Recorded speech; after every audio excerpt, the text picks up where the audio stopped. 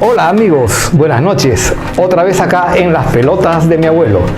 Esta vez reunidos nuevamente para traerte esa historia que tu abuelo te contó y que quizás hayas olvidado, pero que acá la vas a conocer nuevamente y en detalle.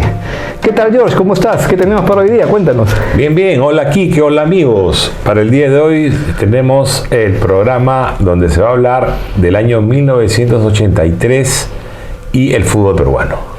Lo que ocurrió después del Mundial de España 82 y el recambio generacional que debió haberse efectuado y que trajo consigo algunas sorpresas. Exactamente. Perfecto. Entonces ahora retomemos la máquina del tiempo y dirijámonos al año 1983.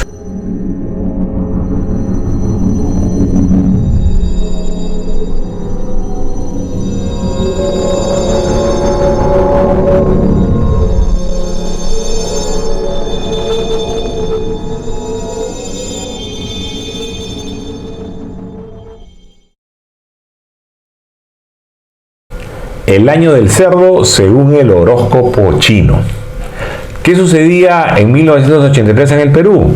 El presidente de la República era Fernando Belaúnde Terry y el alcalde de Lima, Eduardo Orrego, ambos arquitectos de Acción Popular.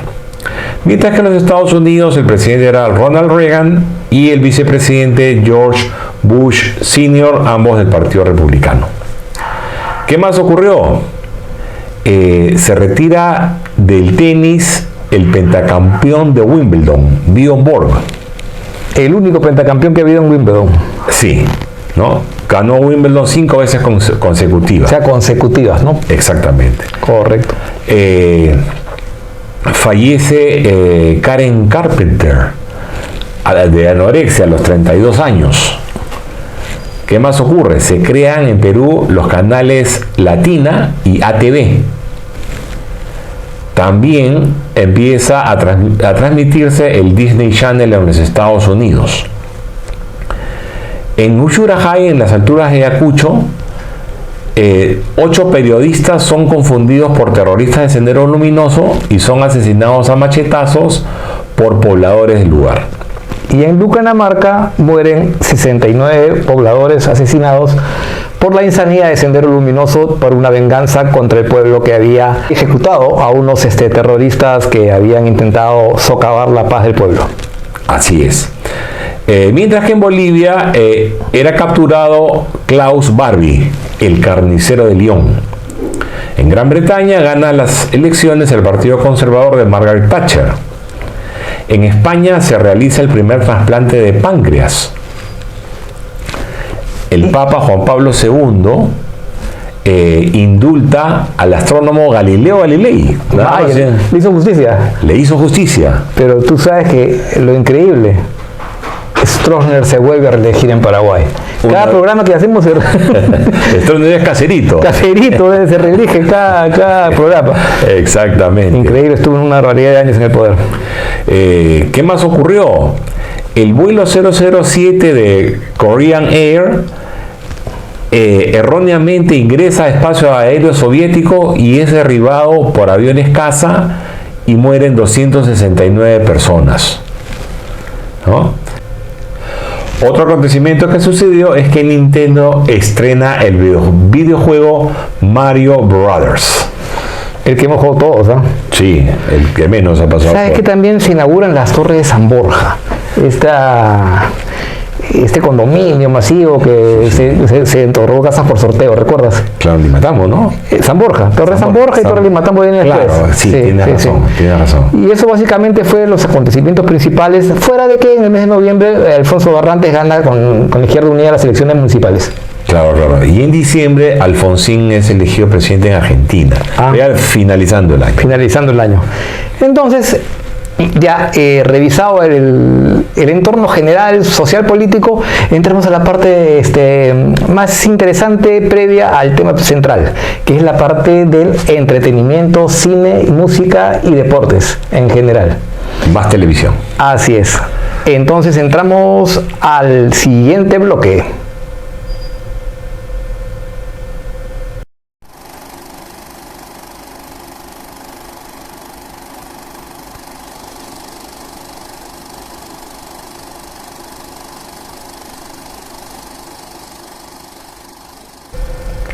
Empezamos con el cine. ¿Qué películas se vieron durante ese año? El retorno del Jedi o Jedi de George Lucas, Scarface o Cara Cortada con Al Pacino de Brian De Palma, estaba también La Fuerza del Cariño con Jack Nicholson y Shirley MacLaine, que fue la película que ganó el Oscar ese año. Después está Octopussy, de la saga de las películas de James Bond, con Roger Moore y Maud Adams, que fue la única chica Bond que salió en más de una película. Esa actriz aparece en 3 películas distintas de la saga del Agente 007. También estaba Superman 3, con Christopher Reeve y Margot Kidder, pues en el papel inolvidable de Lois Lane, ¿no? Después estaba una película muy interesante llamada The Hunger, que la traducción literal es El Hambre, pero se llamó El Ansia en español, con el duque David Bowie, con Catherine Deneuve y con Susan Sarandon, que es de esas películas que no tienen una buena aceptación en un principio, pero que después se vuelven de culto. Claro. También estuvo la película Flashdance con Jennifer Beals, actriz que después se hizo muy conocida y muy famosa en una serie que se llamó El Word, que se estrenó entre los años 2004-2009 y una secuela en el 2019. Después estuvo la película La Ley de la Calle de Francis Ford Coppola, con Nicolas Cage, Diane Lane, Dennis Hopper, Matt Dillon, Mickey Rourke, entre otros. Muy buen reparto, esas películas de pandillas que dieron. Estuvo también otra película llamada War Games o Juegos de Guerra con Matthew Broderick. Para los que les gusta el cine de acción, se estrenó McQuaid, del Lobo Solitario, con Chuck Norris. También estuvo una película peruana, Maruja en el Infierno. De Pancho Lombardi, ¿no? Exactamente, de Pancho Lombardi. Sí, trabajaban Elena Romero. Elena Romero, la hermana melliza de Raúl, y la primera actriz, Elvira Travesí. Elvira Travesí. Que ofrece una actuación soberbia, dicho sea de paso. Así es. ¿No? También, sí. Porque el cine nacional no produjo mucho más que eso, en verdad. En ese año no. Sí, en ese año no. Otras películas que valen la pena mencionar ese año son Teachers con Nick Nolte, una película llamada Staying Alive con John Travolta, dirigida por Sylvester Stallone, que fue secuela de la película Fiebre de Sábado por la Noche, con regular situación. Sí, no muy exitosa. También estuvieron entre otras películas Porky's, ¿no? Una película de esas para la juventud de la época, para matar el rato. Esta fue Porky's 2, el día siguiente. Y una película también muy buena en cuanto a comedia se refiere, llamada The Man with Two Brains, o El Hombre con Dos Cerebros, con Steve Martin y Kathleen Turner, que a mi juicio es la actriz de esa época, de ese año. Correcto. ¿Y en música? ¿Cómo se manejó el mundo en la música? Pero antes, ¿qué te parece si vemos lo de la tele? Bueno, tele. En la tele, una miniserie muy buena. Sí. Llamada Thornbirds o El Pájaro Espino, basado en la novela de Colin McCullough y con una interpretación soberbia de Richard Chamberlain, Rachel Ward, Barbara Stanwyck y Christopher Plummer. También estuvo, ¿te acuerdas de Los Magníficos? Los Magníficos, claro que sí. O en inglés le decían A-Team, ¿no? Con George Pepper, ¿no? Sí. Mario Baracus, ¿no? Los Magníficos. También estuvo Invasión Extraterrestre. Exactamente, una película de ciencia ficción. Yo no me perdía una. Me acuerdo que regresaba de la playa, agarraban como a las 6 de la tarde, algo así, daban la película, la serie. Exacto, sí, cómo no. Estuvo también, seguían dando Dallas, Dinastía, estaban dando Cheers, una película con Ted Danson, Shirley Long y Kirstie Alley. También estuvo pues Heart to Heart con Robert Wagner. Estuvo también Happy Days, seguían dando Happy Days. Se llama Happy Days, Fonzie, claro. ¿Te acuerdas de Fonzie?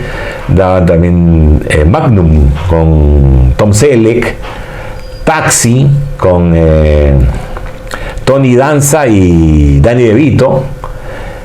Dan también películas, habíamos comedias familiares como Family Ties con Michael J. Fox y Meredith Baxter, y también Three's Company con John Ritter y Suzanne Somers, no confundir con la película, fue la serie. Eso es a grosso modo lo que estaban dando en la televisión. Y acá también veías Gigante Deportivo los sábados y domingos. Claro. Con Pocho Rospigliosi. Con Pocho Rospigliosi, pues imperdible. Imperdible, ahí estaba Coco Cárdenas, estaba Lucho Isuski. Juan Valdés. Claro, Juan Valdés, Juan Iglesias. Sí. Y Miki, te hacías dos pinitos. Miki también, claro. Eran programas que duraban 4 horas, los sábados y 4 horas los domingos. Exacto. Y todo deporte, De todo deporte, efectivamente. Bueno, Pocho, pues tenés sus anécdotas, ¿no? Que así es. Sorprendía. Y de ahí a la música. Y ahí a la música, ese año se crea la banda de Bon Jovi. Ya. Después hay una canción muy buena del gran Miguel Ríos, ¿no? Llamada Rock de una noche de verano, ¿no? El álbum lleva ese mismo nombre, donde se lucen en las guitarras Paco Palacio y John Parsons. También hubieron un par de canciones del argentino Charly García, Nos siguen pegando abajo y Los dinosaurios. Claro, y también ese año hacen su debut el grupo chileno Los Prisioneros de Chile. Coincidentemente, en el Perú no hay gran rock porque era una época muy complicada, que ya se empezaba el tema del terrorismo y toda esta nota, y era imposible también por la situación conseguir cosas importadas. Eran difíciles la creación de grupos de rock, los equipos traerlos, todo, y aparece lo que se llama el movimiento subterráneo, con este grupo famoso liderado por Daniel F. Leucemia. Leucemia comienza a hacer esta música que es no comercial, música que trata de llegar directamente al público sin pasar por las comercializadoras, música que no se grababa en LP, sino se hacía en maquetas, en cassettes. Y ahí destacan entre ellos, pues aparte de Leucemia, está Guerrilla Urbana, Escuela Cerrada y Narcosis. Narcosis y Leucemia fueron los dos grandes íconos de la música subterránea que nace en el año 83, que después explotaría en 1985 con un boom de conjuntos musicales o llamados estos grupos de movimientos subterráneos, con unos nombres alucinantes. Pues tenías Eructo González, ¿era, no? Maldonado. Eructo Maldonado, ¿no? Creo que sí. Ya está el grupo Flema, está el grupo de Eutanasia. María Teta era la primera voz de un grupo musical femenino, y se ganaban muchos problemas con la policía porque sus letras eran muy agresivas, ¿no? Incluso agresivas contra la policía. Hay una canción de Narcosis que se llama Sucia Policía. Imagínate. Y que incluso les llevó a una pelea campal contra la policía, que intervinieron en el momento que hacían su presentación, ¿no? Todos eran movimientos nacidos en el centro de Lima y solamente ubicados en Lima, en el Perú. En verdad no había movimientos. Claro, tenía el origen, se basaba en la onda punk, claro, ¿no? Pero eran básicamente limeños, y en el centro de Lima y en algunas universidades y colegios. En los Reyes Rojos, por ejemplo, tocaban también. El Barranco, ¿no? Sí, pero en Barranco, el colegio, ¿no? Y había una discoteca, La Caleta, ahí en Lima, No Hilding, ¿no? Claro, ahí se reunían también estos grupos, pues. Ya, claro. En verdad es toda una historia para tratar de repente en un programa completo, claro, porque es muy interesante ese tema de los movimientos suburbanos, subterráneos, y también suburbanos, ¿no? Que florecieron en 1983, que fue el Big Bang de este movimiento. Y tal vez para mencionar algunas otras canciones que sonaron en ese año, se podría mencionar a Lucky Star de Madonna, Every Breath You Take de The Police, Sunday Bloody Sunday de U2, también una canción controversial que tiene una historia de los sucesos en Irlanda. Después estaban pues canciones como Jump de Van Halen, Rebel Yell de Billy Idol, tenemos a Original Sin o Pecado Original del grupo In Excess. Tenemos a una canción que se llamaba Heart and Soul de Huey Lewis and the News. Merecen la pena mencionar 3 canciones del Duque David Bowie: Modern Love, China Girl y Let's Dance. Y 2 canciones de ZZ Top llamadas Lex y Give Me All Your Loving. Una canción también de Def Leppard que se llamó Photograph, y una canción de un grupo australiano, Men at Work, que se llamaba Mr. Jekyll, Dr. Jekyll y Mr. Jive. Cambiaron los nombres. Ah, ya invirtieron. Invirtieron los nombres. O sea, cruzaron, cambiaron un poquito los nombres, ¿no? Entre otros más, ¿no? Claro. Y acá música latina sonaba pues José Luis Perales, María Conchita Alonso. ¿Sabes quién viene ese año? Menudo. Menudo aparece. Un suceso, pues, ¿no? Sí. También se origina la música, comienzan las primeras canciones de Olé Olé. Esa es la música latina, básicamente venía de España, y como tú mencionabas también un par de grupos importantes en Argentina que ya has mencionado, ¿no? Claro. Y además de Charly García, ¿no? El argentino Charly García y Miguel Ríos, el gran cantante español. Miguel Ríos, español, claro. Sí. Perfecto.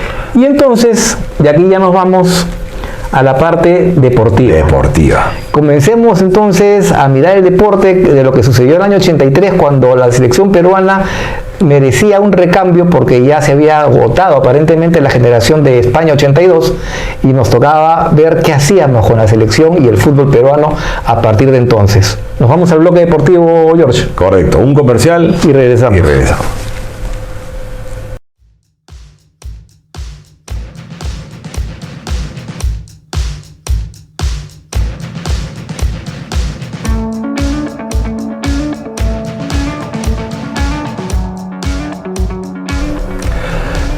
El deporte en 1983. ¿Qué sucedió en el tenis en ese año? Bueno, destacaron pues Ivan Lendl, Mats Wilander, seguían destacando Jimmy Connors, Vitas Gerulaitis, Guillermo Vilas, Yannick Noah, que se mantenían en primer nivel. Y en el tenis femenino ya estaba destacando Martina Navratilova, seguía Chris Evert, Billie Jean King. Recordemos que Billie Jean King empieza en el circuito en 1960. Claro, ella sigue todavía, claro. Y seguía vigente a 23 años después. Imagínate. Sí. Después estaban también Katie Jordan, estaba Hanna Mutikova y Bettina Bunch. Bettina Bunch, vale la pena mencionar brevemente que, si bien era de padre alemán y nacida en Suiza, ella se cría en el Perú y a los 13 años fue campeona nacional de tenis. Después emigra a Estados Unidos y finalmente a Alemania, donde se integra el equipo alemán y llega a jugar nada más y nada menos con Steffi Graf. También fue considerada una de las tenistas más atractivas del circuito en esa época. Ah, mira, perfecto. En el automovilismo vale la pena destacar a Nelson Piquet, que fue campeón mundial de Fórmula 1. Otros pilotos a mencionar y destacar están el francés Alain Prost, está el canadiense Jacques Villeneuve Sr., está también el brasileño Bessel y Niki Lauda seguía, y el australiano Alan Jones. Mención importante también en el box es que nuestro compatriota Orlando Romero Romerito, tremenda pelea, ¿no? Con Ray Bum Bum Mancini, donde lamentablemente perdió, pero estuvo a punto de noquearlo 2 rounds antes. Exacto. Lo llevó a remecer muy bien y se notaba, tuviera la pelea, y de repente caía Ray Bum Bum ahí, se recuperó porque era un campeón, pues Ray Bum Bum, claro. ¿No? Perfecto. Ya que mencionas el box, te hago mención del 16 de junio de 1983 hubo una pelea por el título mundial de los Super Welters entre Davis Moore, que era el campeón vigente, y Roberto Mano de Piedra Durán, que era el retador. En esa pelea que se hizo en el Madison Square Garden con más de 20.000 espectadores, Roberto Mano de Piedra Durán gana por nocaut y se hace la corona de la AMB en esa categoría. Pero esa noche sucedió algo particular. En la pelea preliminar se enfrentaba Billy Collins Jr., que era un boxeador norteamericano de origen irlandés de 21 años, contra Luis Resto, que era un boxeador puertorriqueño. Mientras Collins era un boxeador joven de 21 años que venía con una carrera brillante de 110 peleas como amateurs, de los cuales había ganado 101, y con 14 peleas como profesional, de las cuales había ganado las 11 por nocaut. Luis Resto era un boxeador ya trajinado, con derrotas, mezclando derrotas y algunos triunfos, de esos que se le ponen al boxeador este nuevo que viene con fuerza, que era Collins, porque el ganador de esa pelea era muy probablemente el nuevo retador del próximo campeón, que en este caso era Roberto Manapira Durán. La pelea empieza y en los primeros 2 rounds se ve a un Collins que maneja la situación, pero que comienza a tener unos estragos de los golpes de Resto. La cara de Collins comienza un poco a sentir los golpes y se ve cómo se va comenzando a transformar y cómo se va desfigurando por los golpes que, no siendo tan espectaculares, le afectaban de una manera fuera de lo común a Collins. El tercero, cuarto, quinto, sexto rounds se ve cómo Collins comienza a perder ubicación, comienza a deformar su cara ante los golpes recibidos y de una manera que no se puede entender llega al 10º round, pero totalmente desfigurado. Su cara era un amasijo de carne, hermano. Su cara era cualquier cosa menos cara. La pelea termina el 10º round, como era de presumir. Los jueces votan y por unanimidad le dan el triunfo al puertorriqueño Luis Resto. Luis Resto, al momento de acabar la pelea, como suele suceder, se va a saludar a su retador o a su contrincante, en este caso Collins, y le da un abrazo efusivo y hasta un beso. Collins está prácticamente perdido entre los golpes. Y luego Resto se va a saludar a la esquina al entrenador de Collins, que era su padre, que también se llamaba Billy Collins, que era un viejo boxeador y además con mucha experiencia en el cuadrilátero. Y a la hora de saludarlo le coge los guantes a Resto y se da cuenta que faltaba algo en los guantes. Y dan su grito, dice: no, estos guantes tienen algo, hagan algo. Al final le dan como ganador por decisión unánime a Luis Resto, pero los guantes el árbitro los toma y los envía a las autoridades del Madison Square Garden para que lo revisen. ¿Qué había pasado? Luis Resto había hecho que quiten toda la esponja que llevan los guantes para amortiguar el golpe directo y estaba vacío esa parte, y las vendas se las había mojado con yeso. Entonces sus puños eran puños de yeso y sin ninguna amortiguación. Cada golpe que entraba en la cara de Collins era como le metieran una piedra en la cara. Claro. Lo desfiguró. Billy Collins Jr. nunca más pudo pelear. Perdió parcialmente la vista, se le prohibió pelear, subir al ring, y a los 9 meses, en un accidente que la prensa piensa que fue un suicidio por causa de la depresión de no poder pelear. Resto fue condenado a 3 años y su entrenador, que fue aparentemente quien organizó este fraude terrible, también fue a parar 3 años a la cárcel. Era Panamá Lewis, un entrenador, hecho sea de paso, con prestigio, que después de salir de la cárcel siguió trabajando, pero ya no como entrenador, sino montó su gimnasio para box. Una historia funesta para el box que se dio la misma noche en que Roberto Manapira Durán se hacía el título mundial de los super welters. Interesante historia, ¿eh? Muy interesante. Otra historia que también pasó en el año 83, fue el triunfo de España, 12-1 contra Malta. Esto pudiera haber sido parecido simplemente un resultado exagerado de fútbol, pero fue algo más. La Eurocopa, el año 1983, dividió los países europeos en 7 grupos. Cada campeón de grupo iría a París a jugar contra la selección francesa, completar los 8 equipos que jugarían y llegarían a la final del campeonato europeo del año siguiente. En el grupo de España estaba Malta, Irlanda, Islandia y Holanda. Y habían llegado a la última fecha con igualdad de puntaje, pero como Holanda había ganado 5-0 a Malta y tenía 6 goles a favor, hace 11 goles de diferencia en la tabla. O sea, Holanda termina su participación con 11 goles a favor y 2 puntos más que España. España tenía 0 goles a favor. Para clasificarse, España tenía que ganar por 11 goles de diferencia a Malta en el último partido. Así le empataba en goles, le empataba en puntaje, y como había ganado en el partido entre ellos España era el que pasaba. Llega el momento del partido, minuto 2, penal a favor de España, todo se presentaba como para hacer temprano el primer gol. Y falla el penal España. Ya se veía todo trágico. 15 minutos del primer tiempo, no pasa nada. De repente, primer gol de España a los 16. 1-0 recién, le faltaban 10 goles. Y Malta empata a los 2 minutos, 1-1, al minuto 18. Imagínate. Le faltaba, o sea, tenía que hacer 11 goles más para clasificarse, España. ¿Y qué pasó? Los hizo. El primer tiempo hizo 4 más, terminó 5-1. Y el segundo tiempo hizo los 7 goles más que le faltaban. En el minuto 88 es el gol número 12 y gana España 12-1, clasificándose a la final en París por diferencia de goles. Toda una locura en España.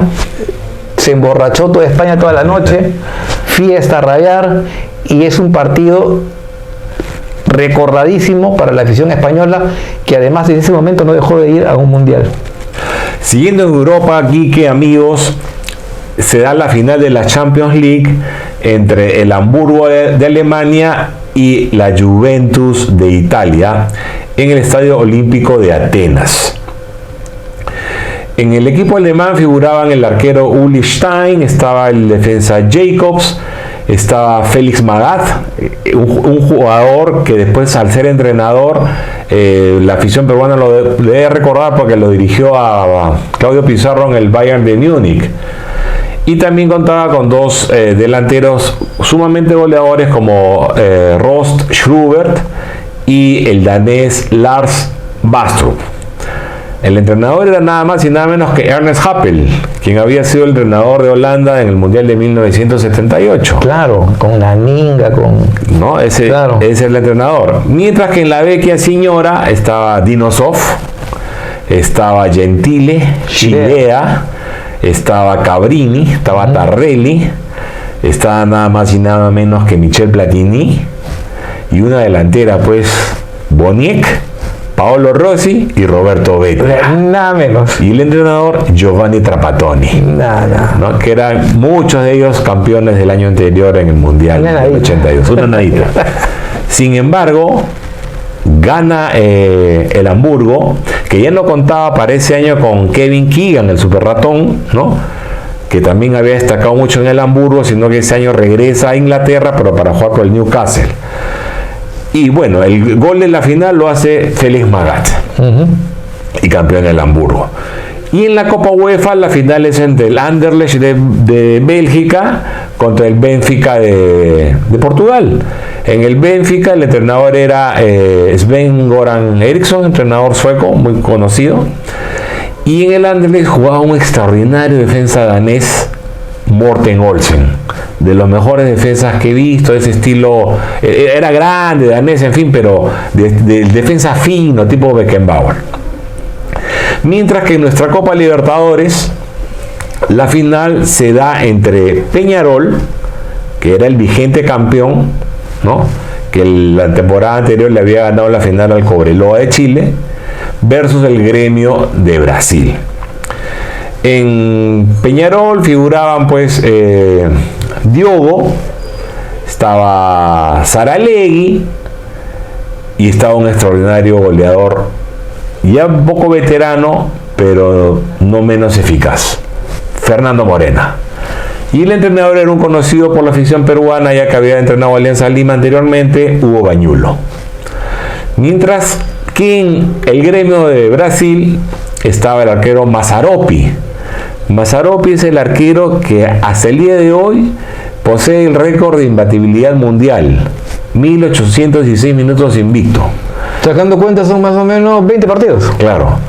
Si bien no lo hizo con el Gremio, sino cuando fue arquero de Vasco da Gama. Son 20 partidos. Nada más y nada menos, imagínate. También estaba el uruguayo Hugo de León, jugando en el Gremio de Porto Alegre. ¿No? Es claro, un barbón grandazo que no le fue muy bien contra los atacantes de Perú. Así es. También estaba Tita, un volante, y su estrella Renato Portaluppi, más conocido como Renato Gaucho. En Montevideo empatan 1-1 y en Porto Alegre gana el Gremio 2-1, saliendo campeón, siendo ese partido arbitrado por el referee peruano Edison Pérez. Y en consecuencia la Copa Intercontinental se juega en Tokio entre el Hamburgo de Alemania y el Gremio de Brasil. El partido queda empatado 1-1 en los 90 minutos de juego, con goles de Renato Gaucho por parte del Gremio y de Michael Schroeder por parte del Hamburgo. Y en el tiempo suplementario, Renato Gaucho anota el gol del título. Ese año campeona el Gremio. Mientras que en el fútbol peruano, en nuestro campeonato descentralizado, ese año campeona el Sporting Cristal y subcampeona el Melgar. Sale goleador de ese campeonato Juan Caballero del Cristal con 25 goles y como segundo goleador Jorge Coqui Girano con 12 goles.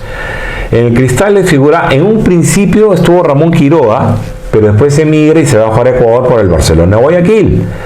Entonces quedan 3 arqueros canteranos que son Gustavo Bazán, hijo de Rodolfo, Gerardo Rubiño, hermano menor de Luis, y Humberto Valdetaro, que es un arquero juvenil que al final del torneo sería la revelación. Entre otros jugadores también estaban Héctor Chupitaz, estaba el Panadero Díaz, estaba el Mudo Miguel Gutiérrez, estaba César Chalaca González, Gerardo Baigorria, estaba Enrique Bonet, estaba Luis Cachete Reina, el flaco Alfredo Quesada, Osvaldo Flores, Pedrito Ruiz, que jugaba en Cristal. Ya Titín Drago no estaba ese año. Que llegaba con sus chimpunes envueltos en papel periódico. En su micro. En su micro, que era pues un dolor de cabeza para Marcos Calderón y después para el cabezón César Cubilla, quien fue entrenador del Cristal en ese año. Y en la delantera estaban César Loyola, papá de Nilsson, estaba Juan Gol Caballero, Jorge Coqui Girano y Luis Cucaracha Mora.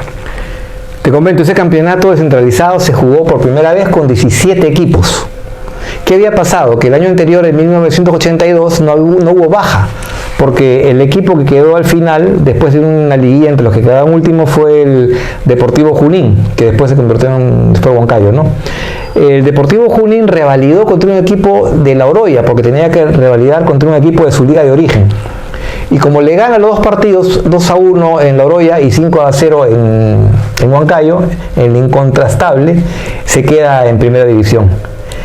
Y como ascendió el Torino, que había sido campeón de la Copa Perú el año anterior, en 1982, de números pares que eran, se pasó a un número impar, de 16 pasaron a 17. El campeonato, como tú bien mencionas, primero hay un campeonato todos contra todos, en el cual sale primero el Melgar. Y por quedar primero Melgar en este campeonato va de frente a la Copa Libertadores. Y después hay una liguilla ya, entre los 6 primeros, donde va Melgar, Cristal, Universitario, Municipal, CNI y Atlético Torino. ¿No? Torino, que acaba de ascender, que tenía entre sus jugadores a Paterrana Zapata, a Francisco Paco Montero y a Fidel Suárez, ¿no? Uno de los mellizos, ¿no? Uno de los mellizos, sí. Y en ese hexagonal es que Cristal gana sus 5 partidos y campeona, pues, claro, ¿no? Entonces terminan yendo a la Copa Libertadores Cristal y Melgar, ¿no? Mientras tanto, también posteriormente se realizó la Copa Perú. En la Copa Perú, el equipo que sale ganador es el Sport Pilsen, que tenía como estrella a su delantero Germán Gorgonio Garayar. Gorgonio se llamaba, mira. Y que después fuera delantero de la U. El año 84 llegaba a jugar a la U. Esta final de la Copa Perú quedan empatados 3 equipos. El Barcelona de Surquillo y el Deportivo Cañaña de Lambayeque. Cañaña, claro. Si hubiera sido por diferencia de goles, hubiera ascendido el Deportivo Cañaña, pero en ese momento los empates no se definían por diferencia de goles según las reglas del momento, sino por los resultados que habían tenido entre sí los equipos. Y ahí había tenido un triunfo el Sport Pilsen sobre el Cañaña, que le permitió, por esa razón, ser el primero. Dicho sea de paso, el Sport Pilsen asciende a primera división y su primer partido lo bautiza Alianza Lima con un triunfo cómodo, más o menos cómodo, de 11-0. Pues, por un equipo.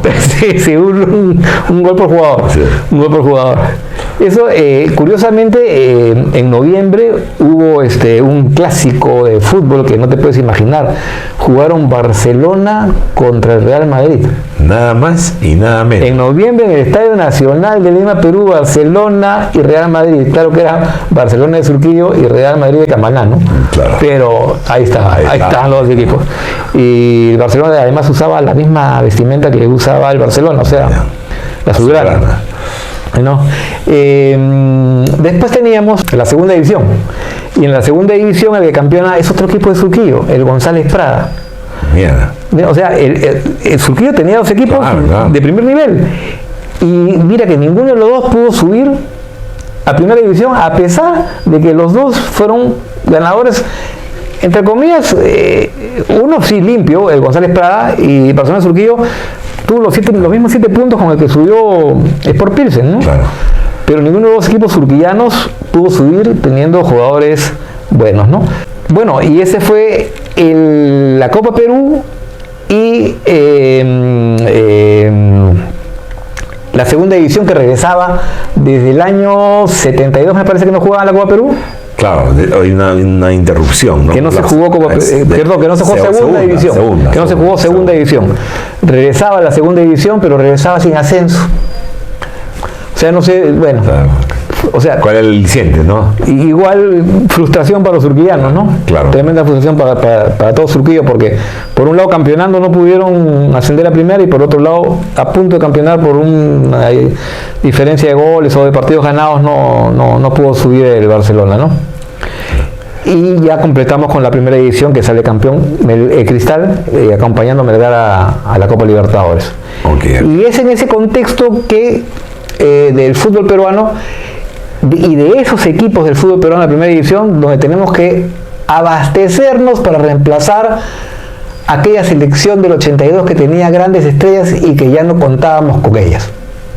La selección peruana ya no contaría el año 83 con Ramón Quiroga, con Héctor Chupitaz, con Alfredo Quesada, con Teófilo Cubillas, con Julio César Uribe, Roberto Mosquera, Hugo Sotil.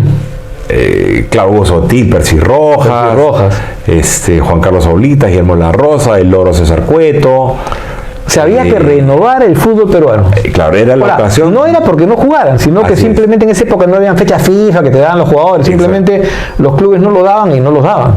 Y la mayoría de ellos estaban en el extranjero. Claro, es lo que estamos hablando, casi todos estaban en el extranjero. Sí. ¿No? Julio César Uribe en Italia, por ejemplo. Claro, eran estrellas pero afuera. Exacto. Entonces, no sé, y además había la necesidad de, no sé, una nueva selección, nueva gente, nuevo equipo. Exacto. O sea, era una nueva jornada, se tenían que preparar. Y la Copa América pues era una oportunidad, ¿no? Era el momento. Para... Perú se prepara inicialmente jugando contra Uruguay y contra Paraguay. En verdad, la prensa no quería que Perú haga esta gira previa a la Copa América. No era gira, eran partidos de ida y vuelta con estas selecciones. Una mini gira, ¿no? Sí, partidos de ida y vuelta. Sí. Se jugaba en Montevideo, jugaban en Lima el partido de vuelta, se jugaba en Asunción y jugaban en Lima el partido de vuelta. La verdad, porque no se esperaba nada. Y curiosamente los resultados fueron pobres, verdaderamente, porque salvo el 1-1 que empatan allá en Uruguay, en Montevideo con la selección uruguaya, y el 1-1 de vuelta que juegan en Lima, los resultados contra Paraguay fueron fatales porque perdimos 2-0 acá en Lima y 4-1 allá en Asunción. Recordemos que Paraguay era el campeón vigente. Claro, que entraba a la parte final de la Copa América. Que le había ganado pues la final a Chile en la última Copa, ¿no? Y jugamos, y así llegamos con estos 4 partidos, con 2 empates y 2 derrotas, con una selección que estaba compuesta, tú te acordás de los jugadores, George, de la selección del 83. Sí, estaba pues en el arco sí estamos un tanto flojitos. Estaban el Chavo Acasuso y Caico González Anosa. En la defensa había a jugadores que sí prometían, como Pedro Requena, por ejemplo. Claro, ¿no? Seguía el Panadero Díaz, estaba el Modo Gutiérrez, estaba Jorge Ramírez, un jugador del Melgar, un patilludo que era revelación. Sí. ¿No? Javier Chirinos también era un jugador que pero en la otra punta estaba Roberto Rojas también. Claro, el marcador de punta estaba Roberto Cucurucho Rojas, Sí. que era el marcador, pues, ¿no? Claro, Más importante. era expuesto, sí. Claro. No nos olvidemos del mono Hugo Gastulo. También, sí, ¿no? sí. De los antiguos quedaba José Velázquez. El único que estuvo presente, digamos, no el único, pero digamos uno de los más importantes que quedó acá, ¿no?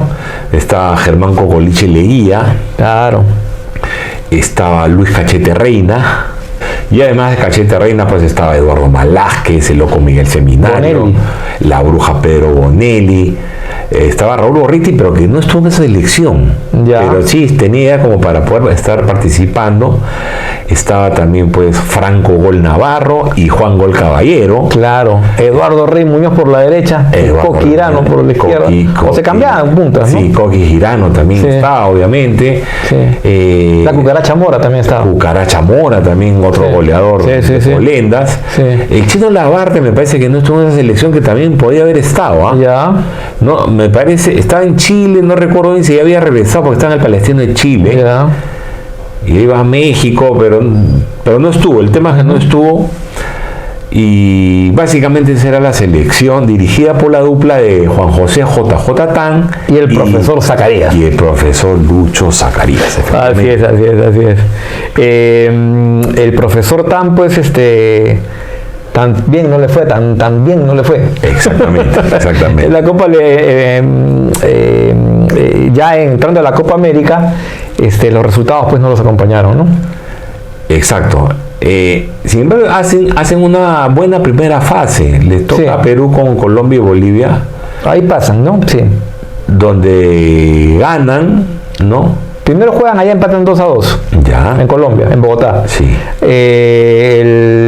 El segundo gol, el empate es faltando 4 o 5 minutos de Caballero. Y después el partido de vuelta sí lo ganan acá, ¿no? 1-0. Y después contra Bolivia, sí, allá con gran actuación del Chelo Casuso, empatan, Así es. ¿no? Y acá en Lima, Perú gana 2-0. Sí, sí. Sí. Entonces pasan a la siguiente ronda Pasan a la siguiente ronda donde le toca jugar con Uruguay. con Uruguay. Y en el otro grupo, Paraguay, como ya se dijo, que era el campeón vigente al haber ganado la final a Chile en el torneo anterior, pasa directamente y juega el otro semifinal con Brasil. Claro, perdón, corrijo. Acá contra Bolivia ganan 2-1. Iban ganando 2-0 y al final un rebote medio raro entre Acasuso y la defensa y entra un gol boliviano que es el 2-1. Pero igual pasamos Claro. Limpios a la siguiente. Muchos típicos por distracción de la defensa. Así es, por falta de concentración. Falta de concentración. En verdad es un rebote bien raro. Sale a Acasuso a patear la bola, choca por ahí y se mete la pelota. Bueno, la cosa es que pasamos y bueno, ya cuentas tú que en el otro grupo cómo andaba la cosa, ¿no? Sí, en el grupo de Brasil con Uruguay clasifica a Brasil a la final, y en el de Perú con Uruguay hay un empate y una derrota. Se pierde en Lima y se empata en Montevideo. Así es. Resultado que le permite. Acá se pierde 1-0. Acá se pierde 1-0. Allá se empata 1-1, el primer gol es de Malásquez y después empatan 1-1 el Uruguay, ¿no? Los Claro. uruguayos. Sí. Y van a la final Uruguay con Brasil, ¿no? Donde Uruguay pues le gana a Brasil, ¿no? En los partidos que juegan. Cabe agregar que González Ganosa comienza tapando los partidos amistosos, pero ya en los partidos de el campeonato en sí de la Copa América ya tapa Casuso, el Cheo. Claro, sí. Sí, pues era una etapa de transición y recambio, como tú bien mencionaste al inicio de este segmento. Pero había jugadores ya conocidos y otros que se tenían que consolidar, porque al ser titulares los que estaban fuera, eran los eternos suplentes. Curiosamente, sí estaba acá y no fue convocado Ramón Quiroga. Me parece que está en el Barcelona, Ecuador. ¿El 83? El 83, sí.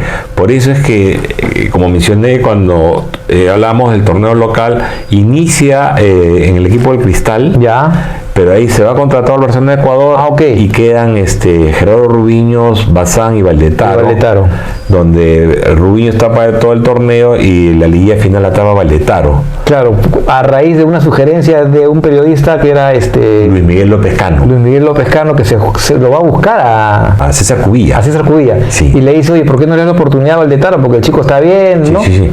Que era todo el perfil del Loco Quiroga, ese perfil de arquero. Chico de Carmelita. Sí, claro. Sí, joven. Sí, era un arquero prometedor. Y su primer partido es muy buen partido, según lo que narra la prensa deportiva en la liguilla, y se queda.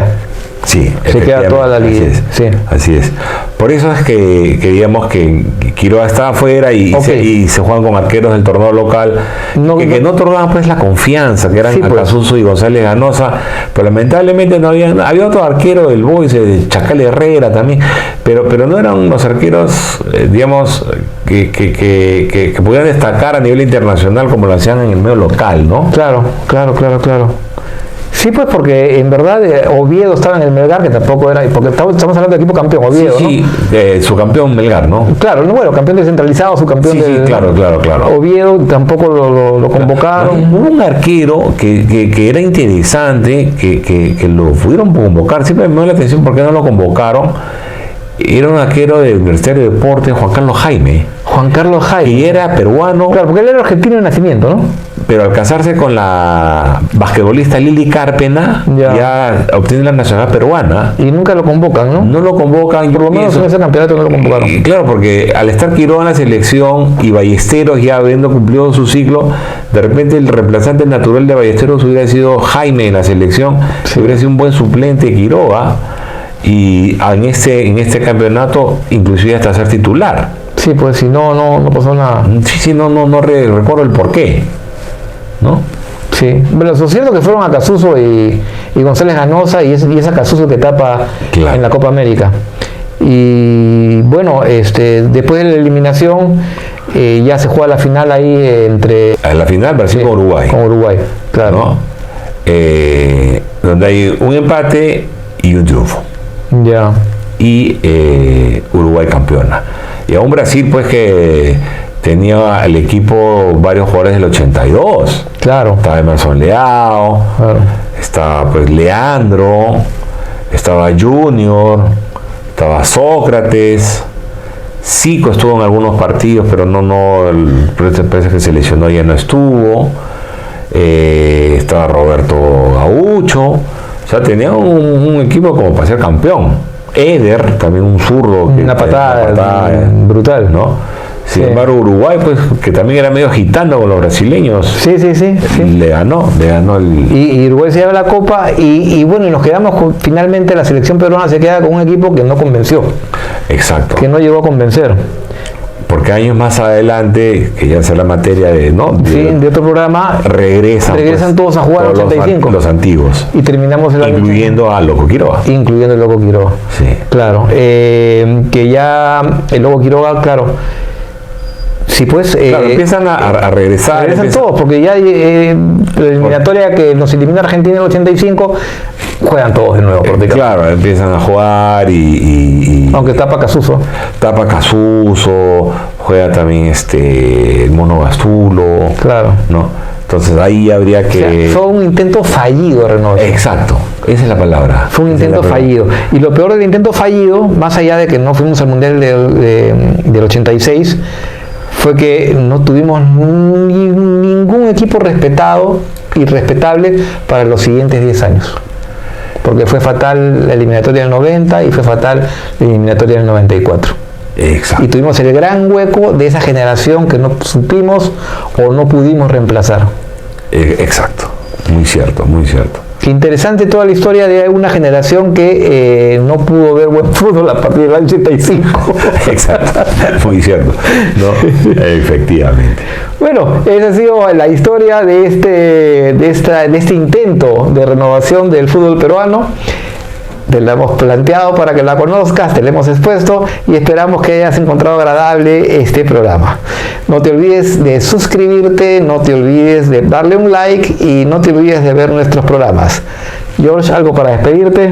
Sí, como bien dijiste, suscríbanse, dejen sus comentarios y chau. Chao, hasta la próxima.